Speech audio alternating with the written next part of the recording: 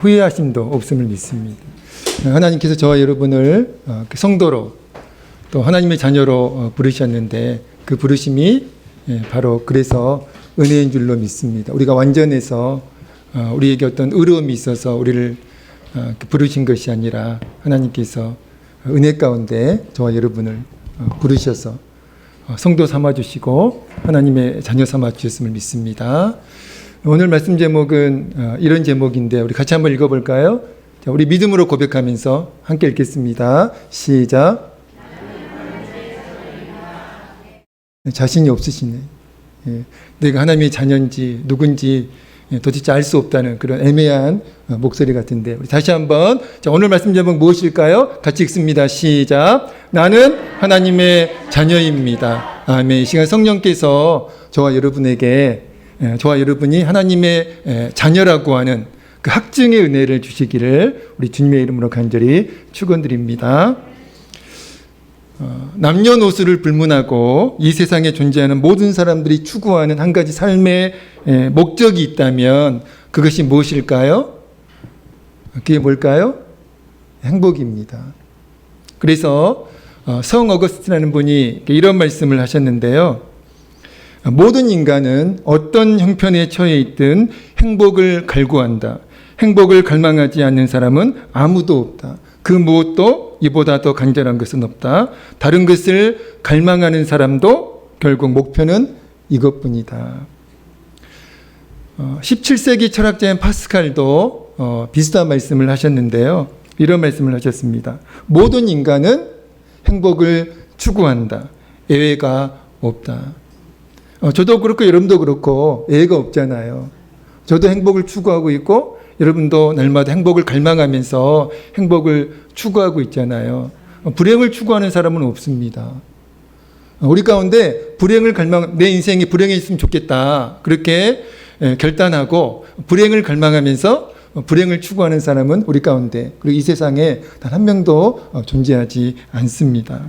그러나 여러분 분명한 사실은 우리가 다 알고 있는 사실과 같이 분명한 사실은 모든 사람이 이렇게 행복을 갈망하면서 행복을 간절히 원하면서 행복을 추구하지만 모든 사람이 그렇다고 행복을 경험하는 것은 아니다라는 것이죠. 우리도 마찬가지 아닙니까? 우리가 날마다 우리 자신이 행복한 사람이기를 원하면서 행복한 사람이 되어지기를 원하면서 우리의 삶에 행복이 임하기를 간절히 소원하면서 행복을 추구하지만 그렇다고 해서 행복을 경험하는 것은 아니잖아요. 자, 그렇다면 왜 행복을 추구하는 것과 행복을 경험하는 것은 비례하지 않는 것일까요? 파스칼은 아까 말씀드렸던 파스칼은 그 이유를 이렇게 말씀합니다. 우리 마음에는 인간의 마음에는 하나님만이 채우실 수 있는 빈방이 있기 때문이다라고 그렇게 그 이유를 말씀하고 있습니다. 우리에게는 빈방이 있어요. 근데 그 빈방은 다른 것으로는 절대로 채워지지 않습니다. 돈으로도 채워지지 않고요. 명예로도 채워지지 않고 세상의 그 어떤 것으로도 우리의 그 빈방은 채워지지 않는다라는 거예요. 아무리 노력을 해도 우리의 그 빈방은 오직 누구만이 채우실 수 있습니까? 하나님만이 채우실 수가 있다라는 것이죠. 인간의 행복을 추구하는 것은 지극히 자연스러운 일이잖아요. 그러나 인간을 창조한 창조주 하나님을 떠나서 누릴 수 있는 행복과 평안은 절대로 없다는 것입니다. 세상 사람들은 돈과 명예와 권력이 행복을 좌우한다고 그렇게 생각을 합니다. 좋은 대학 가면, 좋은 회사 취직하면, 돈을 많이 벌면, 또 사업에 성공하면 행복할 것이라고 그렇게 우리가 생각을 하잖아요. 많은 사람들이 그렇게 대부분의 사람들이 그렇게 생각을 합니다. 그런데 그것은 착각이잖아요. 진정한 행복은 참된 행복은 그런 것들에 있지 않다라는 것이죠. 여러분 진정한 행복은 참된 행복은 어디에 있습니까? 아까 파스칼의 그 말씀대로 참된 행복은 어디에 있어요? 오직 하나님 안에만 있음을 믿습니다. 그렇기 때문에 참된 행복을, 진정한 행복을 정의한다라면 이렇게 정의할 수 있겠는데요. 하나님을 떠나서는 어디에도 행복은 없다. 여러분 동의하시나요? 하나님을 떠나서는 어디에도 행복이 없다. 여러분 청와대 행복이 있는 게 아니에요. 권력의 정점에 행복이 있는 것이 아닙니다. 셀러리맨들이 그렇게 사모하는 삼성전자에 행복이 있는 게 아니에요. 진정한 행복은, 참된 행복은 어디에 있습니까? 오직 하나님 안에만 있는 줄로 믿습니다. 하나님을 떠나서는 어디에 행복은 없고요. 또 하나님 안에서는 어디라도 행복하다. 여러분 그곳이 감옥이건, 그곳이 악월 골짜기건, 사망의 음침한 골짜기건, 그곳이 초가집이건, 하나님 안에서는 어디라도 행복하다는 거예요. 행복을 이렇게 정의할 수 있다는 것이죠.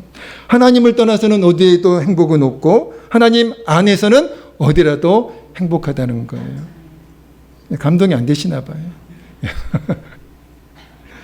그러므로 하나님을 신앙하는 저와 여러분은 당연히 어떤 사람이 되어야 합니까? 저와 여러분 하나님을 믿고 있잖아요. 하나님을 신앙하고 있잖아요. 하나님을 경외하고 있잖아요. 그러면 하나님을 신앙하는 저와 여러분은 어떤 사람이 되어야죠? 당연히 행복한 사람이 되어야죠. 여러분 어떤 환경에 있건 어떤 상황에 있건 우리가 하나님을 오늘 믿고 있다면 우리는 행복한 사람으로 존재해야 하고요. 행복한 사람으로 살아가야 한다는 것입니다. 그래서 신명기 33장 29절 말씀, 우리가 어떤 사람이라고 말씀을 하고 있나요? 신명기 33장 29절 말씀 같이 한번 읽어볼까요? 시작. 누가 이렇게 말씀하고 있는 거예요? 제가 말씀하고 있는 게 아닙니다. 제가 여러분께 여러분 행복한 사람입니다 라고 얘기하는 것이 아니라 하나님께서 여러분을 향해서 너는 행복한 사람이다라고 그렇게 말씀하고 있는 줄로 믿습니다. 근데 여러분 지금 어떠세요?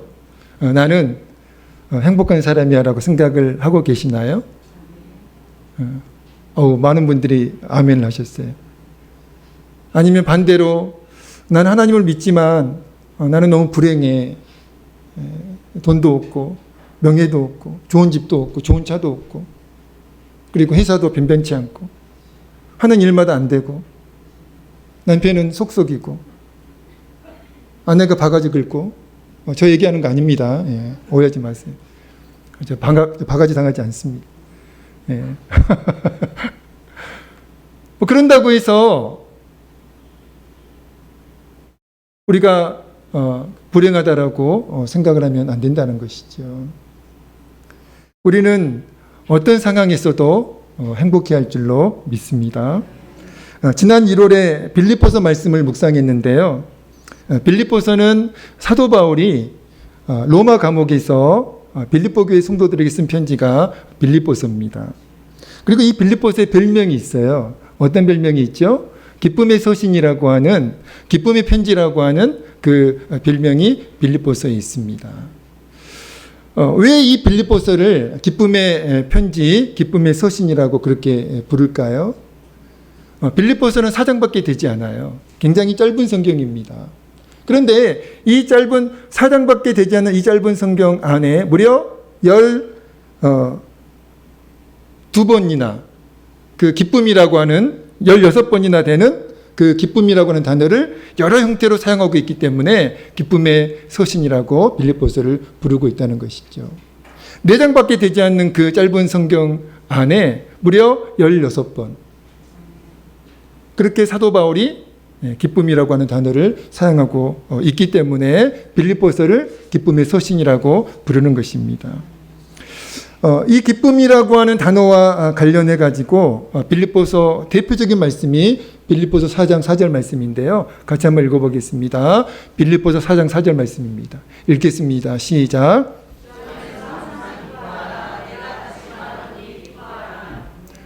주 안에서 항상 기뻐하라. 내가 다시 말하노니 기뻐하라. 그러나 여러분, 당시 사도 바울의 현실은 절대로 기뻐할 만한 상황이 아니었다는 것이죠. 감옥이 있잖아요. 여러분 감옥이 기뻐할 만한 장소인가요? 그리고 생사의 기로에 놓여 있었습니다.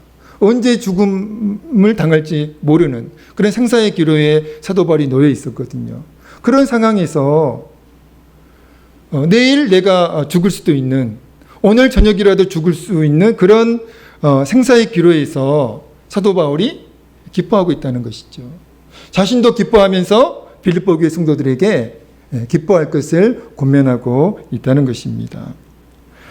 자, 그렇다면 사도 바울은 환경을 초월해서, 그리고 상황을 초월해서 기뻐하고 있다는 사실을 우리는 잘 알 수 있는데요. 여러분, 그 비결은 무엇일까요? 어떻게 사도 바울은 환경을 초월하고 상황을 초월해서 기뻐할 수 있었을까요? 그 비결이 무엇입니까? 주 안에서예요. 사도 바울은 그냥 기뻐하고 기뻐하는 척을 한 것이 아니라, 기뻐하려고 노력을 한 것이 아니라 실제로 기뻐했다는 거예요. 그 비결이 무엇입니까? 주 안에서 기뻐했다는 것입니다.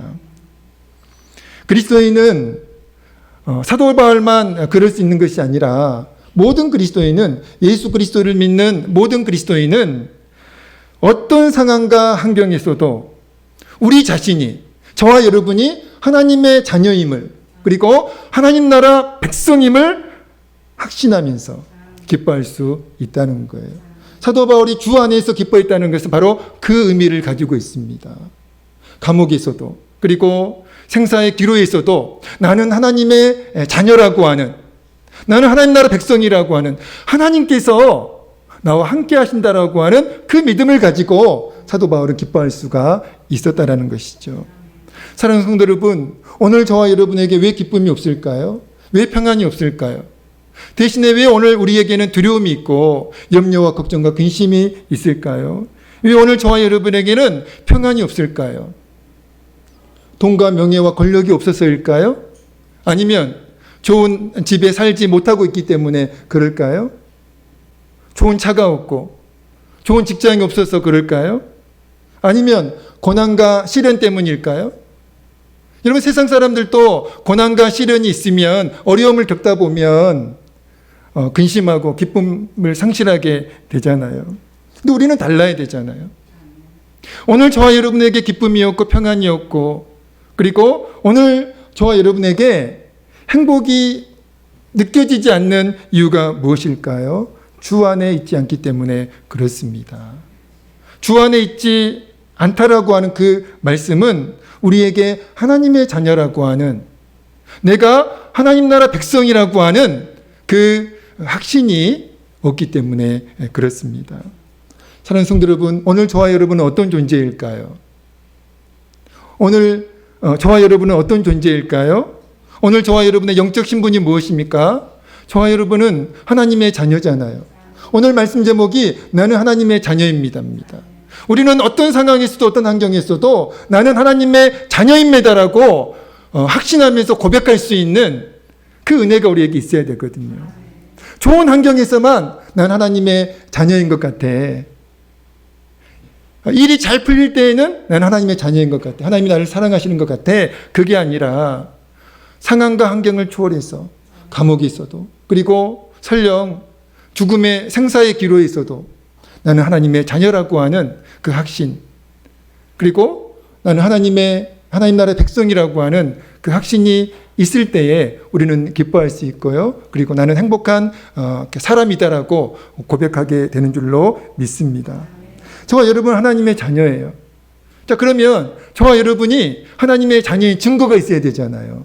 근데 말로만 나 하나님의 자녀야 이렇게 하면 안 되고, 저와 여러분이 하나님의 자녀인 증거, 어떤 증거가 있을까요? 오늘 본문 14절 말씀은 어떤 사람이 하나님의 자녀라고 말씀을 하고 있을까요? 오늘 본문 8장 14절 말씀 함께 읽겠습니다. 함께 읽습니다. 시작.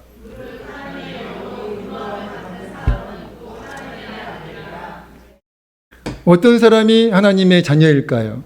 무릇 하나님의 영으로 인도함을 받는 사람은 곧 하나님의 아들이라. 세번역 성경은 이렇게 번역을 하고 있습니다. 하나님의 영으로 인도함을 받는 사람은 누구나 다 하나님의 자녀입니다. 이렇게 번역을 하고 있더라고요. 여러분, 하나님의 영으로 인도함을 받는 사람. 하나님의 영은 무엇입니까? 성령님이잖아요. 그러니까 성령님의 인도함을 받는 사람은 그 사람이 어떤 사람이든지 우리가 보기에는 그 사람이 좀 이상한 사람 같아 보이고 믿음이 없어 보이고 저 사람이 정말 구원 받을 수 있을까? 그런 이라 할지라도 성령으로 인도함을 받는 사람은 누구나 외에 없이 다 하나님의 자녀라는 그 말씀입니다. 그렇다면 성령님의 인도를 받는 사람은 어떤 사람일까요? 저와 여러분이 정말 성령님의 인도를 받고 있는 사람이라면 저와 여러분에게는 결정적인 현상 두 가지가 나타나게 되어 있습니다. 첫 번째 현상은 무엇일까요? 같이 한번 읽어보겠습니다. 저와 여러분이 성령의 인도를 받고 있는 사람이라고 하는 결정적인 증거 두 가지가 있는데 첫 번째 현상은 무엇일까요? 읽겠습니다. 시작. 그렇습니다. 예수님을 창조주 하나님으로 믿는 사람, 그 사람이 성령님의 인도함을 받는 사람이라는 거예요. 고린도전서 12장 3절 말씀은 이렇게 말씀하고 있습니다. 고린도전서 12장 3절 말씀 같이 한번 읽어볼까요? 시작. 하나님의 영으로 말하는 자는 누구든지 예수를 조주할 자라 하지 아니하고 또 성령으로 아니하고는 누구든지 예수를 주시라 할 수 없느니라. 아멘. 여러분, 세상 사람들은 지난번에도 말씀을 드렸듯이 세상 사람들은 예수님을 어떤 분으로 인식하고 있나요? 예수님을 세계 4대 성인의 한 분으로 인식을 합니다. 그러니까 예수님을 부정하거나 배척은 하지 않아요. 왜냐하면 세계 4대 성인분의 한 분이니까. 석가모니, 공자, 소크라테스, 예수 이렇게 4대 성인, 세계 4대 성인이잖아요. 그러니까 석가모니도 존경하고 공자도 존경하고 소크라테스도 존경하듯이 세상 사람들은 예수님도 그렇게 세계 4대 성인 중에 한 분으로 인식하고 존경을 한다는 거예요. 여러분은 어떻습니까? 여러분도 혹시 그렇게 우리 예수님을 인식하고 계시나요? 존경할 분으로 그렇게 인식하고 계시지는 않으신가요? 여러분, 우리 예수님은 세계 4대 성인 중에 한 분이 아니세요. 세상 사람들은 그렇게 예수님을 인식하고 그래서 존경하지만 예수님은 그런 분이 아닙니다. 왜 세상 사람들은 예수님을 세계 4대 성인으로 한 분으로만 인식할 수 있을까요? 그들에게는 성령의 인도가 없기 때문에 그렇습니다. 세상 사람들에게는 성령의 인도가 없기 때문에 예수님을 제대로 인식할 수가 없는 것, 영적으로 인식할 수가 없는 것이죠. 그러니까 인간적으로 그렇게 판단하고 인식할 수밖에 없다는 것입니다. 그러나 성령의 인도를 받는 사람은 예수님을 4대 성인의 한 사람이 아니라 사람의 아들이 아니라 창조주 하나님으로 인식하게 되고요. 그리고 창조주 하나님으로 믿고 고백하게 된다는 것입니다. 마태복음 16장 15절에서 예수님의 제자들에게 이런 질문을 하셨잖아요. 예수님 자신에 대한 제자들의 인식을 물으셨어요. 너희는 나를 누구라고 하느냐? 그러니까 제자들에게 예수님에 대한 제자들의 인식을 물으신 거예요. 너희는 나를 누구라고 인식하느냐, 생각하느냐? 그때 베드로가 이렇게 대답을 합니다. 마태복음 16장 16절이죠. 같이 읽습니다. 시작. 시몬 베드로가 대답하여 이르되 주는 그리스도시요 살아계신 하나님의 아들이시니이다. 무슨 뜻입니까?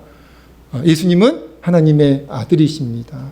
예수님은 창조주 하나님이시다라고 하는 고백이에요. 여러분, 그 당시에 이 고백은 정말 엄청난 고백입니다. 우리는 지금 너무나 쉽게 이 고백을 하지만 그러나 당시에는 정말 엄청난 고백이었습니다. 여러분, 이것 때문에 우리 예수님이 당시 종교 지도자들에게 죽임을 당했잖아요. 신성모독이라고 하는 그 제명으로 예수님이 죽임을 당한 이유가 바로 이것 때문입니다.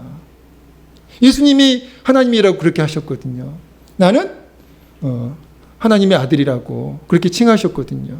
그러니까 창조주 하나님이라고 칭하셨기 때문에 그것 때문에 예수님이 종교 지도자들에게 죽임을 당한 것입니다. 그러니까 베드로가 예수님에 대해서 이렇게 인식하고 고백한 것은 베드로 자신의 생각에서 비롯된 그 고백이 아니었다는 거예요. 그래서 예수님이 이렇게 말씀을 하십니다. 16장 17절입니다. 읽겠습니다. 시작.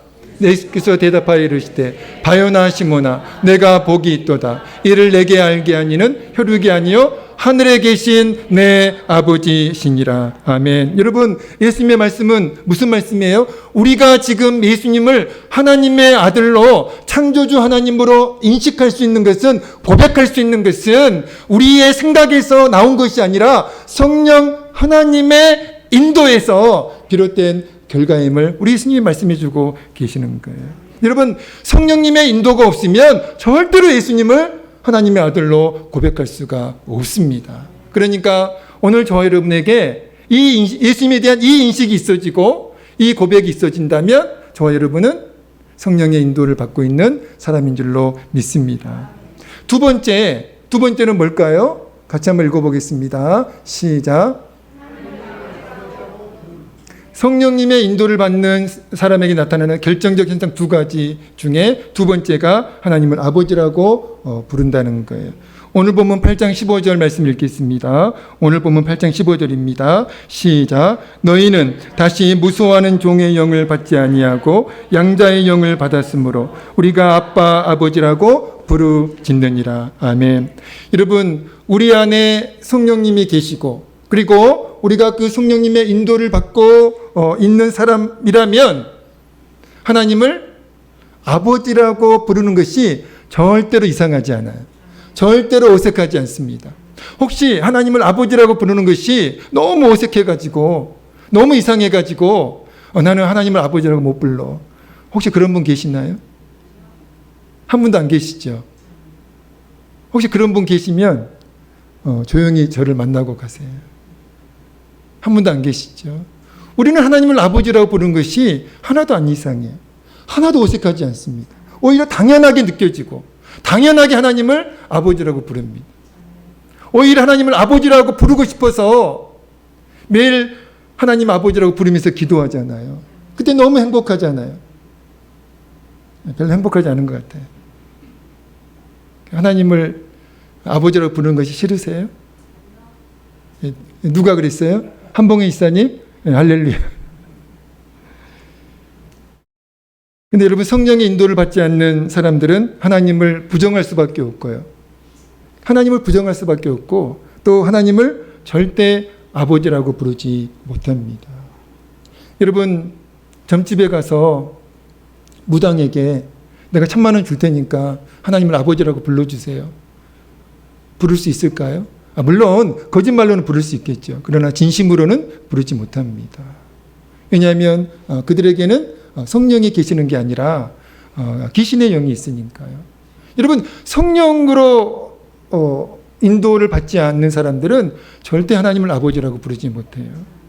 여러분, 주기도문의 시작과 끝이 어떻게 됩니까? 주기도문의 시작이 어떻게 되죠? 하늘에 계신 우리 아버지요. 이렇게 시작이 되잖아요. 그리고 마침은 어떻게 되죠? 주기도문의 마침. 나라와 권세와 영광이 아버지께 영원히 있사옵나이다. 여러분, 주기도문 할 때 이상하던가요? 이상해. 여러분, 이상하게 느껴지나요? 주기도문 할 때? 아니면 막 불편하게 느껴지고 안 했으면 좋겠다. 막 소름이 끼치고 뭐 그런가요? 예, 그런 분 있으면 큰일 납니다. 예. 주기도문 하는데 막 소름이 끼치고 막 속이 울렁거리고 그런 분 안 계시잖아요. 우리 너무나 자연스럽게 주기도문을 우리가 암송하고 주기도문으로 기도하잖아요. 왜 그렇습니까? 우리 안에 성령님이 계시기 때문에 그래요. 여러분, 그것을 당연하게 생각하면 안 됩니다. 그건 놀라운 일이에요. 기적입니다. 우리가 하나님을 아버지라고 부르는 거 여러분 기적이에요. 참으로 놀라운 은혜입니다. 근데 우리는 너무나 당연하게 생각하고 감사하지 못하는 경우가 있잖아요. 성령의 인도함을 받는 사람은 주기도문이 전혀 어색하지 않고 하나님을 아버지라고 부르는 것이 전혀 어색하지 않다는 거예요. 저와 여러분이 하나님의 자녀의 결정적 증거 두 가지 제가 말씀을 드렸어요. 첫 번째는 뭡니까? 예수님을 세계 4대 성인 중에 한 분으로 존경하는 것이 아니라 창조주 하나님으로 믿는 거예요. 여러분, 그렇게 믿으시죠? 또 한 가지는 뭐였죠? 하나님을 아버지라고 부르는 것입니다. 하나님 아버지 이렇게 부르면서 우리가 기도하잖아요. 하나님을 아버지라고 부르면서 찬양하잖아요. 그게 우리가 하나님의 자녀인 결정적 증거 두 가지인 줄로 믿습니다. 근데 여러분 문제가 무엇입니까? 자, 그러면 저와 여러분은 틀림없이 하나님의 자녀예요. 맞죠? 우리는 사단의 자녀가 아니고 하나님의 자녀입니다. 틀림이 없어요. 우리 가운데 지금 예배드리고 우리 가운데 사단의 자녀는 한 명도 없습니다. 다 하나님의 자녀예요. 근데 문제가 뭐죠?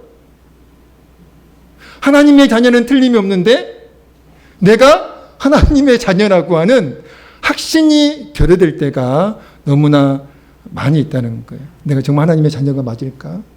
정말 하나님이 나의 하나님이 맞을까? 그런 불안, 그런 의심이 우리에게 있잖아요.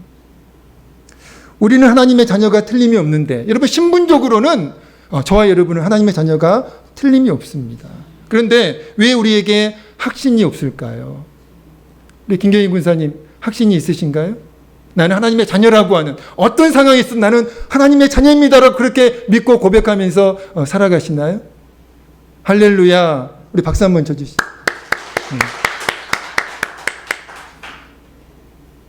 거짓말 했다고 속으로 자책하시면 안 돼요. 로마서 8장 16절 말씀 같이 한번 읽어볼까요? 로마서 8장 16절입니다. 같이 한번 읽겠습니다. 로마서 8장 16절 말씀 읽겠습니다. 시작. 하나님의 자녀인 것을 증언하시나니. 아멘. 성령이 친히 우리의 영과 더불어 우리가 하나님의 자녀인 것을 증언하시나니. 이 말씀을 메시지 성경에서는 이렇게 번역하고 있어요. 하나님의 영이, 성령이죠. 하나님의 영이 우리의 영을 만지셔서 우리가 정말 누구인지를 확증해 주십니다. 확증해 주신다는 거예요.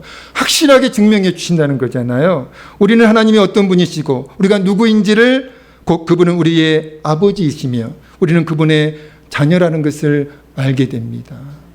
성령께서 확증해 주실 때 그때 우리는 비로소 우리가 하나님의 자녀인 것을 확실하게 알 수가 있다는 거예요. 확신할 수가 있다는 겁니다. 하나님의 영, 즉 성령이 우리의 영을 만지셔서 우리가 정말 누구인지를, 우리가 어떤 신분인지를 확증해 주신다는 그 말씀은 성령께서 우리 마음에 우리가 하나님의 자녀라고 하는 확신을 주신다는 말씀이에요. 우리가 확신을 갖는 게 아닙니다. 나는 하나님의 자녀야. 이렇게 우리 스스로 확신을 갖는 것이 아니라 성령께서 강력하게 우리가 하나님의 자녀인 것을 증언해 주시고 확증해 주신다는 거예요. 근데 여러분, 이 로마서 8장 16절 말씀은 무엇의 결과인 것 같습니까? 무엇의 결과일까요? 성령 충만의 결과라는 겁니다. 여러분, 성령 세례가 있고 성령 충만이 있어요. 우리가 하나님의 자녀임을, 우리는 틀림없이 하나님의 자녀인데 여러분, 우리의 신분은 틀림이 없습니다. 문제는 우리가 그 사실을 확신하지 못하는 것이죠.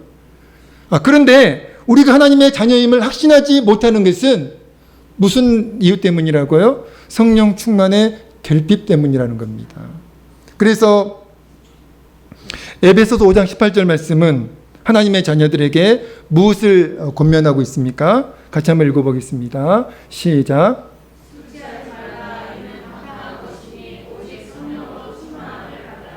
어제 술 드신 분 찔끔하시죠? 술 취하지 말라. 이는 방탕한 것이니 오직 성령으로 충만함을 받으라. 이런 불신자들에게 하는 말이 아니에요. 하나님을 믿는 저와 여러분에게 하시는 말씀입니다. 술 취하지 말라는 방탕한 것이니 오직 성령으로 충만함을 받으라. 여러분, 성령 세례와 성령 충만의 차이가 있습니다. 성령 세례는 이례적 사건이에요.